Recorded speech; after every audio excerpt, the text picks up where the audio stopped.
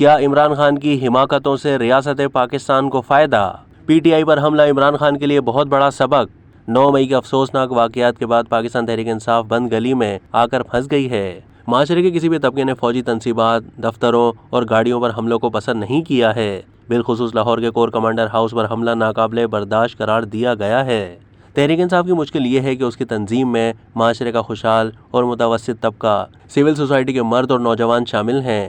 ان طبقات کے بارے میں عام خیال یہ ہے کہ تحریک میں شامل ہونے کے بعد اگر کوئی آزمائش یا قید و بند کی صعوبتیں سامنے آ جائیں تو یہ طبقہ دل ہارنے میں دیر نہیں لگاتا۔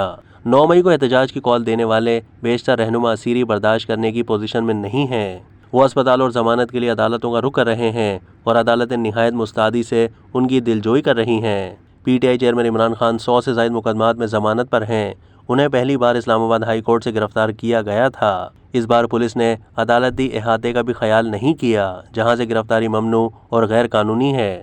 پولیس کا خیال تھا کہ عدالت سے باہر آ کر کارکن راہ میں حائل ہو جاتے ہیں۔ PTI نے حکومت کو غصہ اداروں پر نکالا اور وہ کچھ کر دکھایا جس کا تصور بھی نہیں کیا جا سکتا تھا۔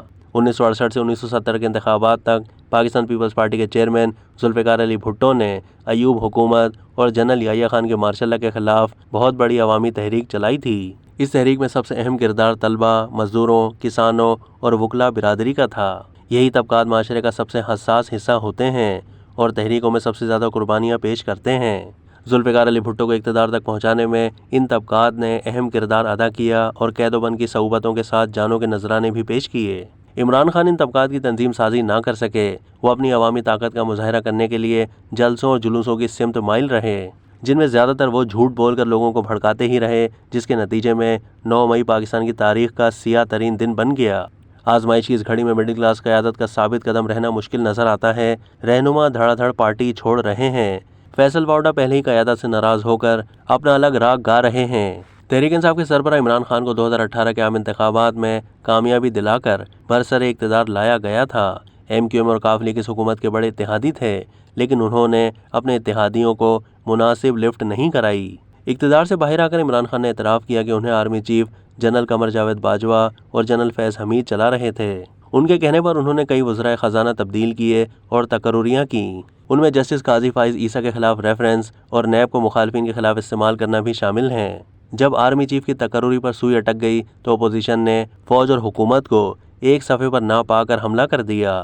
حکومت کے اتحادی پہلے ہی ناراض بیٹھے تھے۔ چودھری پرویز الہی کو 2 بیٹوں کے ساتھ تحریک انصاف میں بھیج کر چودھری شجاعت حسین اپوزیشن سے جا ملے اور یہی راستہ MQM پاکستان نے اختیار کیا۔ ان بیساکھیوں پر کھڑی عمران حکومت دھڑام سے زمین بوس ہو گئی۔ حماقتوں کا سلسلہ اس کے بعد بھی جاری رہا اور اپنے ہاتھوں اپنی 2 صوبائی حکومتیں یعنی پنجاب اور خیبر پختونخوا گنوا بیٹھے۔ انتخابات 14 مئی کو منعقد کرانے میں وہ خود اور سپریم کورٹ بھی کامیاب نہیں ہو سکی۔ اب ریاست پاکستان نے ان کی حماقتوں سے فائدہ اٹھاتے ہوئے پوری قوت سے PTI پر حملہ کر دیا ہے۔ مسلسل جھوٹ، گھمنڈ اور غرور ہمیشہ نقصان پہنچاتے ہیں۔ اب تک کے لیے اتنا ہی۔ مزید معلومات کے لیے ڈیلی جنگ کے YouTube چینل کو سبسکرائب کیجیے۔